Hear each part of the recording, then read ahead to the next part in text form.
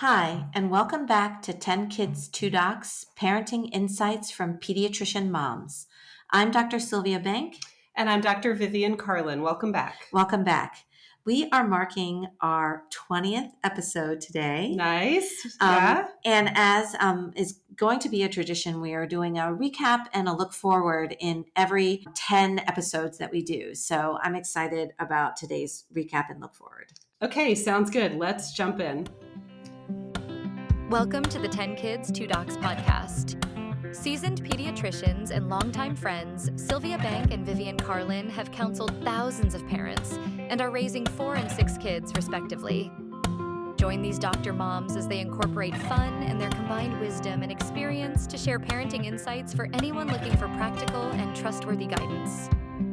Please note that this podcast is not intended to be a substitute for professional medical advice, diagnosis, or treatment from your doctor. So, looking back at our last 9 episodes, I guess. Yeah. Do you have any thoughts about the topics that we've recently covered? Oh, I have a bunch of thoughts. Let's see. Just for recap, we talked about infant sleep schedules and babies sleeping through the night. We talked about screens with school-age content, how to control content for your child. We talked about college applications and Ivy Day. And then we did a whole series on gentle parenting, tantruming, yelling at your kids, all of that. I have a lot of follow-up that I could say. I think the one that I'll tell first is on school-age screen content. Okay. And if you remember, I talked about this idea of wanting to be able to hand my kids a device or a remote to a TV and know that they were watching something that I approved, and that I felt like the only way I could do that was to have like a old school DVD player where I knew specifically all the things that they could watch. We had to be logged out of Netflix, et cetera, or hand them a tablet that did not remember our Wi-Fi. Right. Okay. Well, this is not a funny story. This is a serious story. It's just the state of the world today. Well, we were traveling, and when you're traveling at a hotel or an Airbnb or VRBO, the Wi-Fi password is posted everywhere. Yeah, like right? in the kitchen, like they'll have a little frame or something on the fridge that says Wi-Fi password XYZ, right? Yes. So we were traveling, and my youngest asked his older brother to put in the password for his iPad to have some time, which the older child knows the password. And he did. So it wasn't on my radar that my youngest had the iPad. I wasn't even thinking about it. And it wasn't wrong for my older son to give him time. That was totally fine. He had earned it. But it didn't even cross my mind because the Wi-Fi password was posted everywhere. He got onto the Wi-Fi. Yeah. And then he was, on YouTube, which is what everybody wants to do if they have access to the Wi-Fi. And as I said in the episode, I don't have a problem with YouTube. It's more just that YouTube can lead to endless, mindless watching of frankly junk, right? There is good content, but there's a lot of junk. Well, anyway, at some point he gets off of YouTube and goes to the internet browser. And he brought me the iPad because he had just been searching something. I mean, it was fairly innocent. It was like words that he had heard at school. And what came up was pornography. Really? Yes, because not only were we now in a new environment where the Wi-Fi is posted, right? We're in a house where there's no restrictions. Yes, right? No parental controls. There's no parental controls, but there's also no whatever it is you put on your router so that all explicit content is blocked. Oh, you know how you can do a filter. That? Yeah. I guess it's no filter. Right. But you know how if I know your house is the same. If you hop onto my Wi-Fi and if I tried to look for pornography, I could not get to it. Right. It's all blocked. But not only I failed on 2 counts. Not only did I forget that the Wi-Fi password was posted everywhere, but it didn't even cross my mind. We are now on a unfiltered, unblocked Wi-Fi where there's access to anything.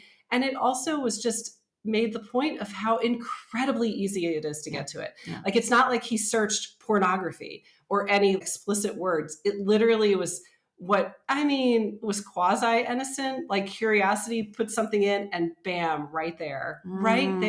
That is how incredibly easy it is for our kids to get there. And here I am, I just did this episode preaching on how to limit content in school-age kids. And I think I made it clear in that episode, when I talked about the weevils, go back and listen if you haven't. I can be trying to limit content as much as possible, But in this day and age, it's so much easier said than done. And they just are getting bombarded with it. Right. And, this is just in my house. We can have a whole nother discussion about what they're exposed to at school. Right. So I feel like I do want to do a separate episode sometime on pornography, but that was just to make the point of how incredibly hard it is, even in a conscientious household, to really controlling the content. Yeah. And I think these sharing stories is a good thing to just make parents aware and alert that these things could happen. This is a situation that could happen to any of us when we're on vacation, right? Yeah. And to kind of be mindful of these types of things, right? Yeah. Yeah, I think an episode that has probably had the most traffic was Bedwetting. Yes. Surprisingly popular. Yeah. And I went back and listened to it. And later, as I've really thought about it, I mean, man, I think one of my bedwetters was probably 10, 11. Like, I'm not sure I said that. Like, we were dealing with bedwetting for a long time. I also feel like one of the reasons why bedwetting wound up being very popular is because there's kind of shame involved with people who have bedwetted, beyond, early elementary. Oh, yes. And, people are kind of searching that and kind of looking for advice and tips or, a community maybe even about bedwetting. And I think that kind of shows how the podcast and what we're doing with some topics is much needed. Right? I hope so. I hate for people to feel shamed about that. I mean, I mentioned camp, and many of my kids have been, or 3 of my children have been camp counselors. And they know, like, when they do their counselor training for overnight camp, they're all taught to watch for bedwetting just because it's so common. It's so common. Yeah. So, yeah, hopefully our episode helps reach people, out there that might want more information or feeling a little bit embarrassed about bedwetting themselves or their children bedwetting, right? Yeah, I think something else in this last 10 weeks that my eyes were really open to is that anytime we do an episode on some type of trend in parenting, like gentle parenting, little preview, we have baby-led weaning coming up as well. There is so much information out there. Mm-hmm. I mean, I'm not even in the phase where I'm actively, as a parent, looking for information on these topics because I've already kind of set my own patterns and what I'm doing. And I even feel overwhelmed, even just trying to define these things because there's so much noise and so much information. I know in the gentle parenting episode, we really tried to go straight to the words of the person who first coined the term, because otherwise we could get so diluted as to what it even means because there's so many opinions out there. And I can appreciate how to a young parent, it would be so overwhelming. Right. And to kind of even know what the technique is based on a 30-second TikTok, right? Yeah. It can be very difficult. And it does require, for the listeners, quite a bit of effort and research on our part to weed through, the thick and figure out what is this technique? What is it actually saying? Yes. And what do we think about that? Right. As opposed to a 30-second TikTok, what we think about, right? Yeah. Yeah. I feel like there is a large role, I think, for as parents are getting bombarded with these hot new topics in parenting, whether or not it's discipline or sleep or feeding or whatever. I think this is part of the role that I see us filling in researching, figuring out exactly what is this technique saying, and then our thoughts on that technique. Right. Well, and also like reminding, it can be as simple as just, okay, here's our thoughts in 20 minutes. You actually don't need to know anything else. It's a hot take for the quick parent who is really busy. Here's the summary, right? Yes. Which actually I find as we do these episodes, I appreciate that a lot of my parenting choices personally are aimed for efficiency. Yeah. Right. So if I'm going to do something that requires a lot of research and training, I'm probably not going to do it. Right. We are pretty much the Cliff Notes, Spark Notes on these parenting techniques. And we put in the effort to investigate, condense and give our thoughts. Yeah. And that would really appeal to me as a parent if I didn't have my pediatric background, which has caused me to be very informed, but it would really appeal to me as a parent because I like to do things in life very efficiently. Me too. I know you have a few more stories to tell, but let's also take a look ahead in the second half as to what we have coming down the pipeline. And give our listeners a little preview as to what's on our mind for topics that we are really excited to cover.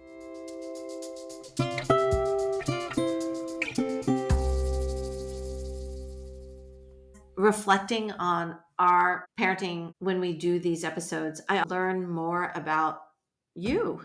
Right? And details about and stories about you and your kids that I didn't know before we did this topic, right?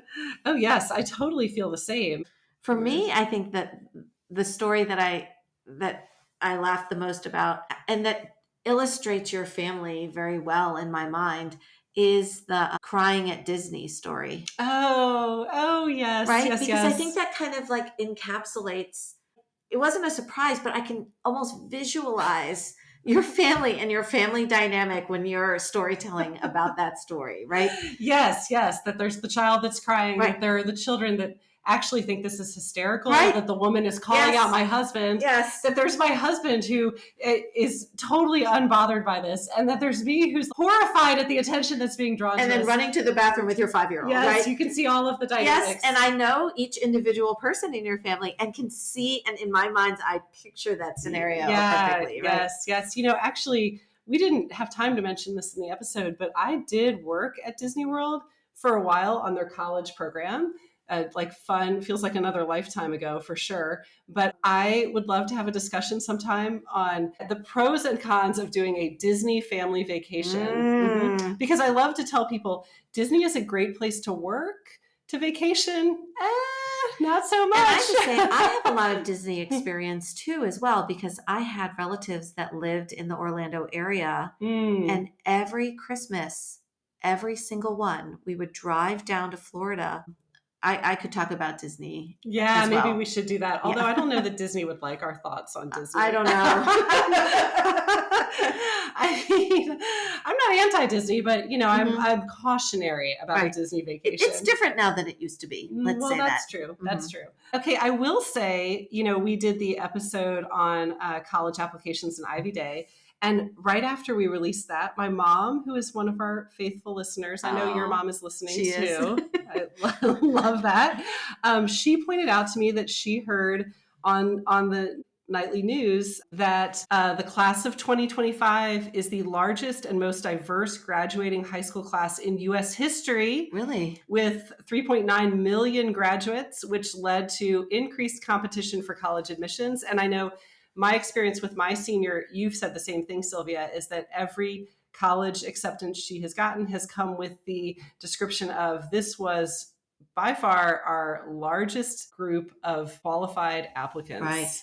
Yeah. And during the Admitted Students Day, it was even more of a congratulations for your admittance. Yes, right? yes. So because it was even harder this year. Yes. Right? I will say, though, I also learned from researching and doing that episode that the fertility rate did decline in correspondence to the recession.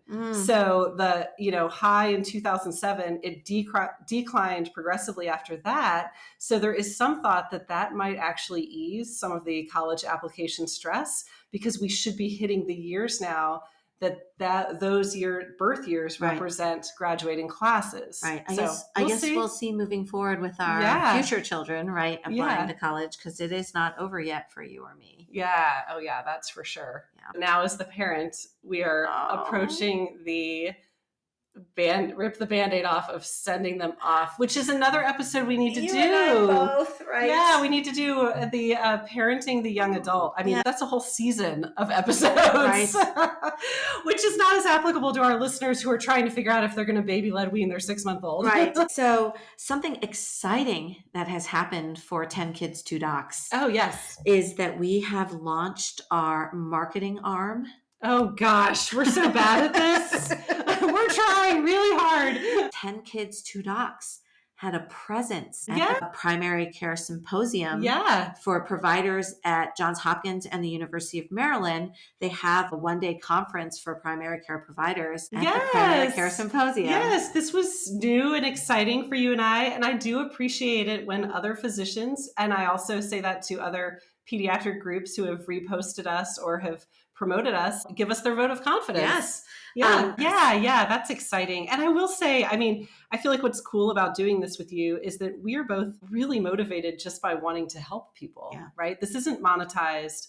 Genuinely is just a desire to help people and seeing this is our niche of where we can most help young parents these days. Yeah, and it also, as an added benefit, helps providers. Yeah. Where if their time is running out for the well visit, they've addressed, medical concerns for the last 20, 30 minutes, and the parent 1 foot out the door is like, oh, I have a question about bedwetting.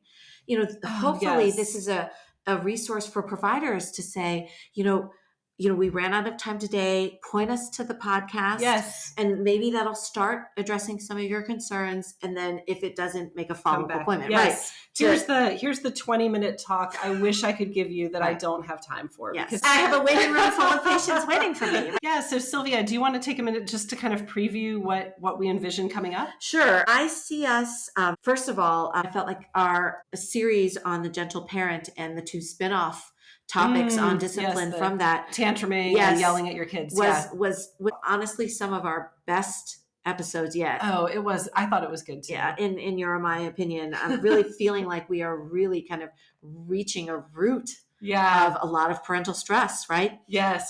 Well, any episode that we do that gets me really thinking on my own, like I find myself falling asleep at night thinking about some of these tenets, then I'm like, oh, I know this is a good topic. One. Yeah. And I'm also super excited because in this next set, we are going to broaden our topics by introducing guest speakers, additional interviewees, right? Yeah, I'm excited to start getting our feet wet with that too. We've had people reach out to us. We have people in mind who would be just fabulous in telling us their stories as physicians and what they've done with their kids in particular topics. So I look forward to that too. And it gives other people the opportunity to join in on our sense and mission to help people. Yes, absolutely. I see coming up ahead. I'd like to do a first one on safety. We haven't really done that yet. Yeah. I think it would probably be drowning prevention and swim lessons. I have a lot of thoughts on that. A lot of, just personal experience in how I've taught my children to swim. Especially with the summer coming up, right? Yeah. That's a good topic for that. Although I do see trampolines come up again and again and again on social media polling. So at some point we will do trampolines, and I look forward to that too. Right. And then teens, you and I have a lot on our mind with teens. So I look forward to doing some teen episodes coming up as well. Right. And then lastly, screens. Oh, we have to go back to never screens. Ending. It does never end. And it's, as we said before, ever evolving and changing, tackling other topics on screens, other age groups, and our recommendations on how we can weather this together, right? Yeah, really. Yes, the nemesis for all of us right now. I mentioned pornography already in this episode. I mean, I hate to even think about trying to tackle that one. That could be a whole series as well. Just how much it's changed and evolving so quickly. I do want to take a moment again to thank our listeners. Yes. Our numbers, and I'm not a data analysis kind of person, but I do kind of track our numbers and they creep up every day. Our old episodes are still being revisited. Yes, yeah. So I do want to thank our fans for tuning in, to listening, giving us feedback if you feel like it. This is why we're doing this, is for our listeners. I really love it when people reach out to me anonymously, or people I know who say things like, I really find myself thinking about what you said when you said this. Like it's meaningful to me to know that we are able to impact people in a way that it causes them to just reflect on their parenting in a way they hadn't thought about before. And I love that. I also encounter in my office setting, someone will say, oh, I listened to your podcast. And it sparks a separate conversation as we're all providers, and many of us are parents as well, to the topic that we addressed on the podcast. Yes, so I love that. I hope that our podcast is perpetuating continued discussion amongst other groups. So any type of feedback I would love to hear. Yes. Please reach out to us either on our social media platforms, or we have a feedback email. Yes, you can find that on our website, which is 10kids2docs.com, which also will give you links to all of our social media accounts as well as the listening platforms. Thank you so much for the last 20 weeks. We look forward to our next 20 weeks. This is 10 Kids, 2 Docs. I'm Dr. Sylvia Bank. And I'm Dr. Vivian Carlin. We'll see you next time. See you next time. Thank you for listening to 10 Kids, 2 Docs, hosted and created by Sylvia Bank and Vivian Carlin. If you enjoyed this episode, please subscribe and recommend our podcast to other listeners. Visit our website at 10kids2docs.com, where you can find links to social media and leave comments or suggestions. Back next week with more topics in parenting.